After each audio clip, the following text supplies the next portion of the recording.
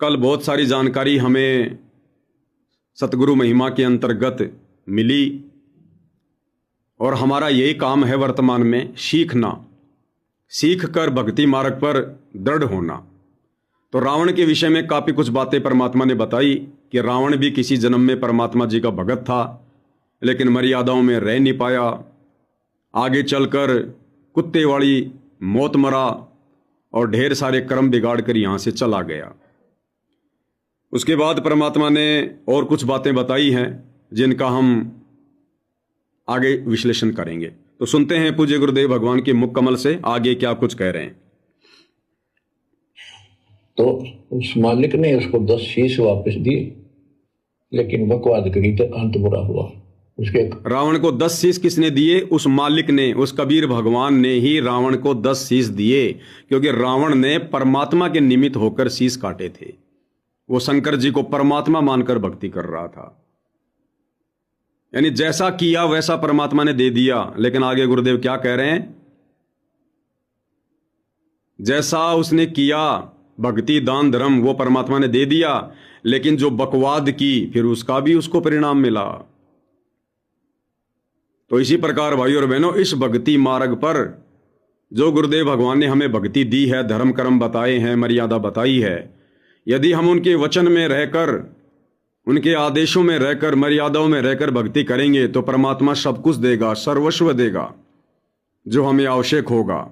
और यदि हम बकवाद करेंगे तो साथ में बकवाद का भी परिणाम मिलेगा, बकवाद का भी परिणाम मिलेगा जो रावण को मिला।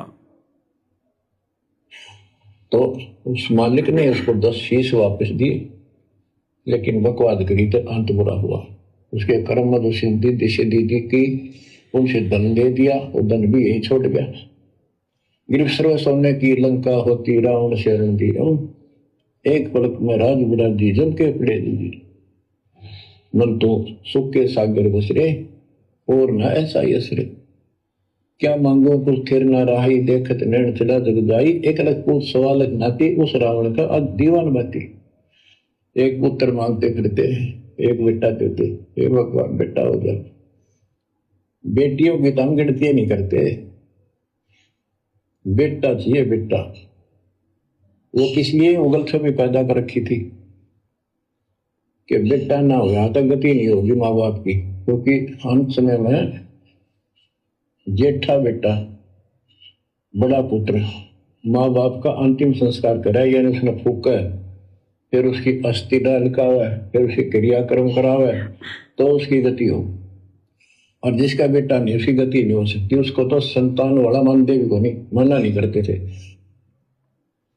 गुरुदेव भगवान हमें बता रहे हैं कि समाज में किस प्रकार से ज्ञानहीन धर्म गुरुओं ने एक गलत धारणा पैदा कर रखी है। बेटा और बेटी ये संस्कार से मिलते हैं। हमारे पूर्व जन्मों में जिन आत्माओं के साथ में जैसे भी संस्कार होते हैं, उस आधार से हमें नेक्स्ट मनुष्य जीवन में संतान जो है प्राप्त होती है, बेटा या बेटी। लेकिन जो धर्म गुरु हैं, ज्ञानहीन धर्म गुरु, उन्होंने ऐसी गलत फहमियां समाज में पैदा कर दी जिस कारण से बेटियों को समाज ज्यादा महत्व नहीं देता है, केवल बेटे को ज्यादा महत्व देता है। कि बेटा पैसे कमाएगा, बेटा धन कमाएगा, बेटा बुढ़ापे में तुम्हारा सहारा बनेगा, बेटी की तो तुम शादी कर दोगे, वो तो ससुराल चली जाएगी, बुढ़ापे में तुम्हें कौन संभालेगा, तुम्हारी कौन सेवा पानी करेगा। और यदि बेटा नहीं होगा तो फिर उस आदमी की मरने के बाद मुक्ति नहीं हो सकती, क्योंकि बड़ा बेटा बाप की चिता को अग्नि देगा तो बाप की मुक्ति होगी। ऐसी ऐसी गलत फहमियां इन अज्ञानी धर्म गुरुओं ने समाज में पैदा कर रखी थी। अब आप और हमारे लिए गुरुदेव भगवान शिक्षा दे रहे हैं कि भाई इस 13वें यथार्थ कबीर पंथ में सतगुरु रामपाल जी से उपदेश लेने के बाद, उनके भगत बनने के बाद, आपने किसी भी प्रकार से बेटा और बेटी में कोई फर्क महसूस नहीं करना, बिल्कुल भी। उन तमाम समाज की मिथ्या धारणाओं का हमने खंडन करना है, तोड़ना है, उखाड़ फेंकना है। बेटा हो जाए तो भी हमने ज्यादा खुशी नहीं जाहिर करनी, बेटी हो जाए तो भी हमने कोई ज्यादा खुशी या नाराजगी जाहिर नहीं करनी, क्योंकि इस भक्ति मार्ग पर भगत को ना तो बेटा देगा ना बेटी कुछ देगी। इस भक्ति मार्ग पर यदि भगत को कुछ मिलना होगा तो सतगुरु की मर्यादित भक्ति से मिलना होगा। और ना ही भगत ने सतगुरु रामपाल जी से उपदेश लेने के बाद बेटा या बेटी को अपने बुढ़ापे का सहारा समझना चाहिए। हम मान लीजिए उम्मीद लगा के बैठे हैं कि बेटा बुढ़ापे में मेरी हेल्प करेगा, मेरी मदद करेगा, मेरी सेवा करेगा, घर में पुत्र वधू आएगी, वो हमारी सेवा करेगी। क्या गारंटी है वो बेटा, क्या गारंटी है कि वो बेटा लंबी आयु प्राप्त करेगा? अगर वो बेटा तुम्हारी आंखों के सामने मर गया तो, अगर शादी होने के तुरंत बाद मर गया तो, वो बेटा अगर निकम्मा निकला तो, अगर वो शाकट निकला तो क्या करोगे? वो पुत्र वधू तुम जिसकी आस लगाए बैठे हो तोते की तरह, वो अगर शाकट निकली तो फिर क्या करोगे? फिर भगवान से अरदास करोगे, भगवान इससे अच्छा तो बेटा ही ना देते। तो पहले उम्मीद ही क्यों लगा रहे हो? उम्मीद केवल अपने गुरु से, उनके चरणों से, उनकी भक्ति से लगानी है। भगत का सहारा भगवान होता है, बेटा बेटी नहीं होते हैं। और जिन भक्तों ने अपने बेटा बेटियों से किसी भी प्रकार के सहारे की उम्मीद रखी है, फिर भगवान भी उसका अंत में उसकी सहायता नहीं करता, उसकी मदद नहीं करता। उसके साथ फिर वही बनेगी जो उस तोते के साथ बनती है। वो शंबल के पेड़ पर तोता बैठता है और शंबल के पेड़ पर गुरुदेव ने बताया कि ऐसा फल लगता है, बाहर से ऐसा दिखाई देता कि बहुत बढ़िया स्वादिष्ट होगा, लाल लाल, लेकिन उसमें रुई होती है, कपास होती है। तोता कई वर्षों तक उम्मीद करता है, उसको निहारता है कि जब ये पक जाएगा मैं इसको खाऊंगा, मुझे आनंद आएगा। और पकने के बाद जब वो तोता उसमें चोंच मारता है, गुरुदेव ने क्या बताया? उस कपास में, उस रुई में तोते की चोंच फंस जाती है, जान बचाना मुश्किल हो जाता उसके लिए, जान बचाना जिसके ऊपर वो उम्मीद लगा के बैठा था। तो ये जो बेटा बेटी है ना, ये भाई और बहनों शंबल के फल की तरह है, जो इस भक्ति में आने के बाद अपने बेटा बेटी से उम्मीद लगाएगा, सतगुरु उसके निकट भी नहीं रहेगा। निकट भी ठीक है, यदि आपके बेटा बेटी भक्ति कर रहे हैं, अच्छे संस्कारी हैं, तो बहुत अच्छी बात है। अगर वो भक्ति पर लग गए हैं, बहुत अच्छी भक्ति कर रहे हैं, तो भी हमने बेटा बेटी से उम्मीद नहीं करनी है। आप सतगुरु से यही प्रार्थना करो, ये परमात्मा मेरा बुढ़ापा ही मत आने दो। ये परमात्मा जीवन तो थोड़ा ही भला, जय सत सुमरण होय, लाख बरस का जीवना लेखद रहने कोई। आप क्यों उम्मीद कर रहे हो कि मेरा बुढ़ापा आवे, मैं परेशान हूं, फिर मेरे बेटा बेटी मेरी सेवा करे? क्यों सोच रहे हो तुम इतना? गुरुदेव से ये अर्ज करो कि हे गुरुदेव मेरा बुढ़ापा ही मत आने देना। हे परमात्मा जल्द से जल्द मेरे से सतभक्ति कंप्लीट करवा के मुझे सतलोक ले चलो, मुझे इस गंदे लोक में नहीं रहना। आदरणीय गरीबदास जी आज से 300 साल पहले जब उनकी 65 साल की उम्र हो गई थी, गरीबदास जी ने सर्व संगत को कह दिया था, भैया मैं अब इस गंदे लोक में और ज्यादा नहीं रुकूंगा। ये कोई रहने की जगह है? कोई कैर टूट रहा यहां पर। तो भक्तों ने प्रार्थना की, है गुरुदेव अभी मत जाओ, अभी मत जाओ, हमें आपकी आवश्यकता है, कुछ और ज्ञान सुनाओ। तो भक्तों की प्रार्थना पर आदरणीय गरीबदास जी ने कह दिया था, भैया लास्ट 6 महीने और रहूंगा मैं, इसके बाद मैं ऐसे गंदे लोक में नहीं रहूंगा। जबकि आदरणीय गरीबदास जी के तो बेटे भी भक्ति कर रहे थे, उनकी तो बेटियां भी भक्ति कर रही थी। उसके बावजूद भी गरीबदास जी ने कहा कि मैं इस गंदे लोक में नहीं रहूंगा भाई। और 6 महीने बाद में निर्धारित समय पर आदरणीय गरीबदास जी ने अपना शरीर छोड़ दिया। तो आप और हमने शिक्षा लेनी है इन महापुरुषों की जीवनी से। हम क्यों उम्मीद करें कि मेरा बुढ़ापा है? जिसने ये सोच लिया कि अभी तो मैं 60-70 साल तक जीऊंगा, वो भगत नहीं है, वो भक्ति नहीं चाहता, वो मजाक में ले रहा है भक्ति को। जिस दिन आपको यह ज्ञान समझ में आ जाए, जिस दिन आप इस गंदे लोक की गंदी व्यवस्था से भली भांति ज्ञान आधार से परिचित हो जाते हो, गुरुदेव कहते हैं रोना शुरू कर देना चाहिए, अपने गुरुदेव के चरणों में पड़कर रोना। कि हे गुरुदेव भगवान, इस कुत्ते पर रहम करो, रजा करो।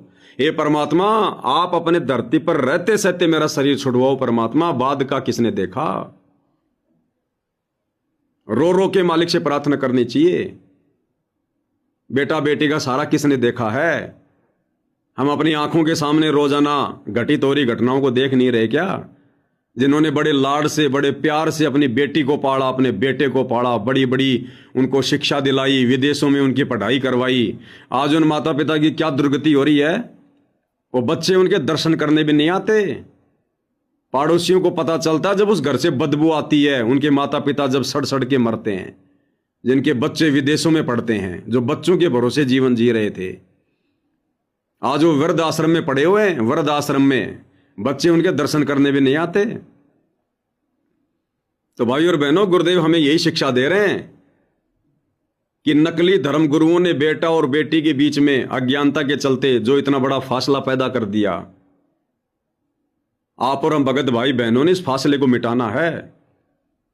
अगर किसी भगत के घर में लड़की हो जाती है, नाक नहीं चढ़ाना चाहिए, अन्यथा परमात्मा नाराज होगा, फिर भक्ति नहीं है तुम्हारे घर में। लड़का हो गया, ज्यादा खुशी जाहिर नहीं करनी चाहिए, क्या पता हो काल का दूध पैदा हो गया हो, क्या गारंटी हो भक्ति करेगा।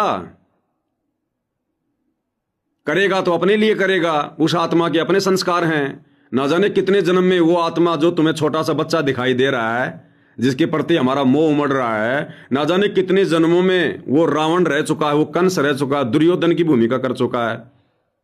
आज आप उसके बाप हैं, आपके घर में वो पैदा हुआ है। ना जाने कितने जन्मों में वो आपका बाप रह चुका है, कितने जन्मों में वो आपका दुश्मन, आपका शत्रु रह चुका है। यहां हर एक आत्मा अपना कर्म संस्कार भोगने आती है और हमने इन संस्कारों से पीछा छुड़वाना है। उनमें ज्यादा आसक्ति नहीं रखनी, ज्यादा मोह ममता नहीं रखनी उनके अंदर। कल नहीं बताया परमात्मा ने, मोह के अंदर 10,000 हाथियों जितनी पावर है। यदि हम अपने छोटे छोटे बच्चों से आवश्यकता से ज्यादा लगाव रखते हैं, आवश्यकता से ज्यादा लाड प्यार करते हैं, वो हमारा मोह हो रहा है उनके अंदर, काल फांस रहा है, हमारी आध्यात्मिक शक्ति खींच रहा है। इस मार्ग में आने के बाद, ये ज्ञान होने के बाद, पहली बात तो परमात्मा से अर्ज करो कि परमात्मा पीछा छुड़वाओ। मालिक मैंने तो मोक्ष करवाना है, बाढ़ में जाए शादी, बाढ़ में जाए रमेणी, असंख्य जन्म हो गए गंदे कर्म करते हुए। पहली बात तो पीछा छुड़वाना चाहिए। और यदि जाने अनजाने में आपकी शादी भी हो गई है, रमेणी भी हो गई है, तो कोशिश करो भगवान कोई आत्मा घर में ना भेजना। हे परमात्मा भक्ति कराओ, हे परमात्मा आफत में मत डालो। कल को वो घर में पोता होगा, पोती होगी, छोटे छोटे बच्चे पैदा होंगे, तुम बैठोगे सुबह सुबह सुमरन करने के लिए, वो उधर चिल्लाएगा, कभी लैटरिन करेगा, कभी कुछ करेगा, कभी बीमार होगा, भगो डॉक्टर के पास लेके, रातों को नहीं पड़ने देगा। तो गुरुदेव भगवान से हाथ जोड़ना चाहिए। जिनके संतान नहीं है उन्होंने हाथ जोड़ना चाहिए कि भगवान देना भी मत। ये जबरदस्ती के संस्कार जो मैंने मेरे गले में डाल लिए हैं शादी करके, हमने तो संस्कार घटाने चाहिए। और हम रमेणी करके, शादी करके, एक नई आत्मा के साथ संबंध जोड़ के हम संस्कार बढ़ा रहे हैं। अरे क्या कहते हैं गुरुदेव भगवान, जब तक तुम्हारे संस्कार नहीं कटेंगे तब तक तुम मोक्ष कैसे प्राप्त करोगे। और इस भक्ति को लेने का क्या मकसद है, संस्कार घटाना। और हम रमेणी करके एक आत्मा के साथ में संस्कार बढ़ा रहे हैं। एक आत्मा और जोड़ ली हमने, फिर उसके बच्चे होने शुरू हो जाएंगे और संस्कार बढ़ते चले गए। तो हम तो फंसते जा रहे हैं, काल का आहार तैयार करते जा रहे हैं। खाई खुराका पहन पोशाका यम का बकरा बढ़ता है। तो भाई और बहनों, सतगुरु रामपाल जी के भगत होने के बाद बेटा और बेटी में कोई फर्क नहीं, कोई अंतर नहीं। जिसके बेटा है बेटी है, अच्छे से उनको परमात्मा की भक्ति पे लगाओ।